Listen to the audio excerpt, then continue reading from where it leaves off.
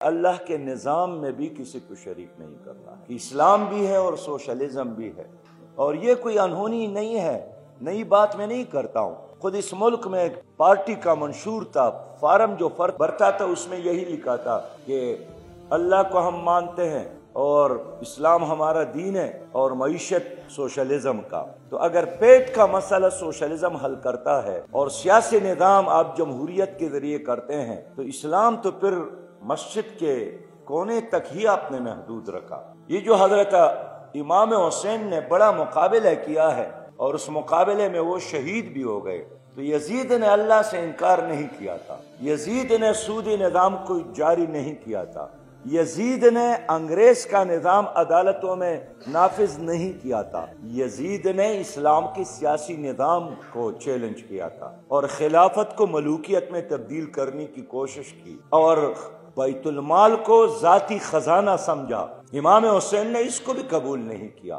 آج مقابلہ نظاموں کا ہے اور توحید کا مطلب یہی ہے کہ ان الدین عند اللہ الاسلام، زندگی کا طریقہ صرف اور صرف اسلام ہی کا ہے. جماعت اسلامی پاکستان یہی سمجھتی ہے کہ جب آپ نے کہا، ایمان لایا، لا الہ الا اللہ محمد رسول اللہ کا اعلان کیا، پھر اس نظام کو قبول کرو، سیاست میں بھی قبول کرو، معیشت میں بھی قبول کرو، حکومت میں بھی قبول کرو، گھر کا نظام بھی، بازار کا نظام بھی، امن اور جنگ کا نظام بھی، تجارت، تعلیم.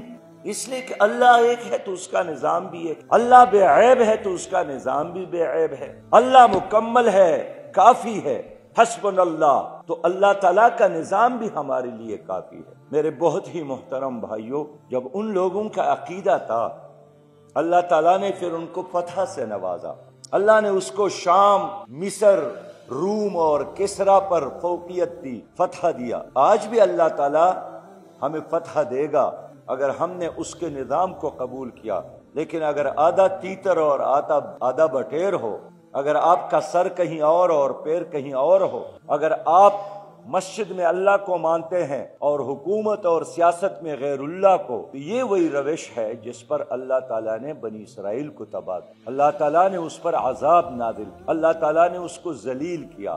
آج ہمارا بھی وہی صورتحال ہے کہ ہم 23 کروڑ عوام ہیں، لیکن ہمارے فیصلے ہمارے اپنی اختیار میں نہیں ہیں، ہمارے فیصلے امریکہ میں ہوتے ہیں. جہاں ایک عام بابو آتا ہے IMF کا اور ہمارے حکمران اس کے قدموں میں ایسے بیٹھے ہوتے ہیں جس طرح انسان خانہ کعبہ میں بڑے احترام اور ادب کے ساتھ اللہ کے حضور میں موجود. بس ہم یہی چاہتے ہیں کہ اس ملک میں اللہ کا نظام نافذ ہو. اللہ کا نظام نافذ ہوگا، ہماری معیشت بہتر ہوگی، ہماری سیاست اچھی ہوگی، ہمارے عدالتوں میں انصاف ہوگا، عدل اور مساوات ہوگا، اور اللہ کا جو وعدہ ہے کہ آسمان کی رحمت اور زمین کے برکتیں تمہارے قدموں میں ہوگی، یہ تب ممکن ہے وَأَنْتُمُ الْأَعْلَوْنَ إِن كُنتُم مُؤْمِنِينَ، جب آپ اللہ کی اس دین پر ایمان لائے، یقین کرے.